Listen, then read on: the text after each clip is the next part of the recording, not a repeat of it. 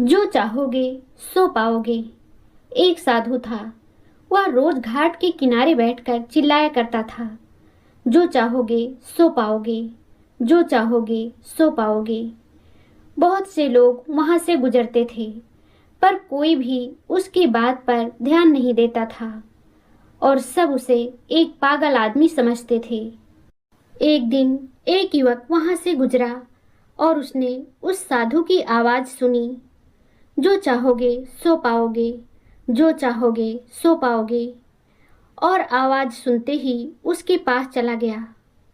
उसने साधु से पूछा, महाराज, आप बोल रहे थे कि जो चाहोगे सो पाओगे, तो क्या आप मुझको वो दे सकते हो? मैं जो चाहता हूँ। साधु उसकी बात को सुनकर बोला, हाँ बेटा, तुम जो कुछ भी चाहते हो मैं उसे जरूर दूंगा। बस तुम्हें मेरी बात माननी होगी। लेकिन पहले ये तो बताओ कि तुम्हें आखिर चाहिए क्या? युवक बोला, मेरी एक ही ख्वाहिश है।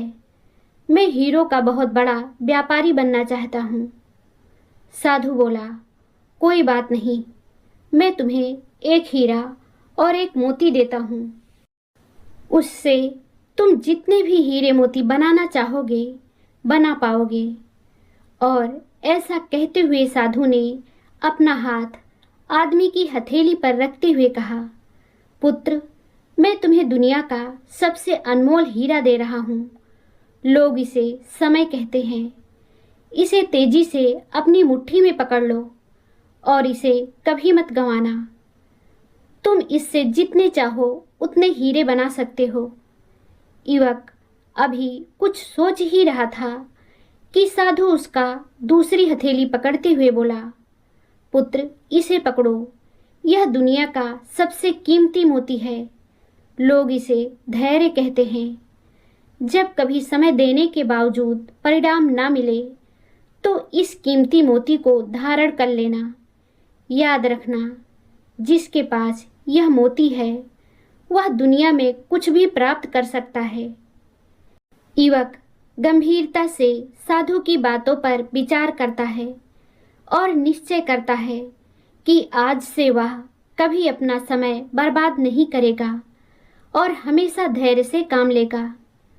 और ऐसा सोचकर वह हीरो के एक बहुत बड़े व्यापारी के यहाँ काम शुरू करता है और अपने मेहनत और ईमानदारी के बल पर एक दिन खुद भी हीरो का बहुत बड़ा व्यापारी बनता है।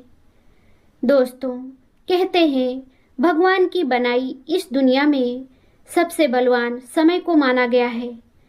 जब भी बदलता है तो इंसान को राजा से रंक और रंक से राजा बना देता है। इसके कहर से राजा महाराजा तक घबराते हैं। हर कोई चाहता है कि यह हमेशा उनका साथ दे। तो हमें भी समय को कभी भी बुरी चीजों में व्यर्थ नहीं करना चाहिए। समय और धैर्य वह दो हीरे मोती हैं जिनके बल पर हम बड़े से बड़ा लक्ष्य प्राप्त कर सकते हैं। अतः जरूरी है कि हम अपने कीमती समय को बर्बाद ना करें और अपनी मंजिल तक पहुंचने के लिए धैर्य से काम लें।